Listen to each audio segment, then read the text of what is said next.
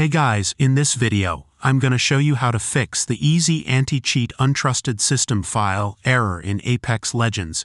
It's super simple. I fixed it myself, and you can too. Let's get into it. First, open the client where you play Apex Legends.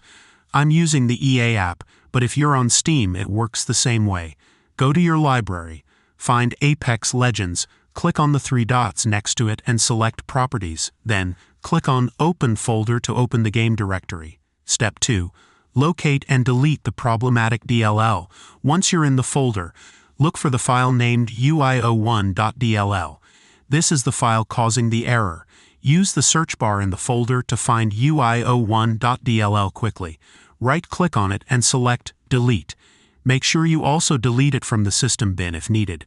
After deleting the file, close the folder and restart your computer. Once your PC is back on, launch Apex Legends again, and the error should be fixed, and that's it. If this video helped you out, please hit the like button and subscribe for more quick fixes. Thanks for watching and take care. Bye.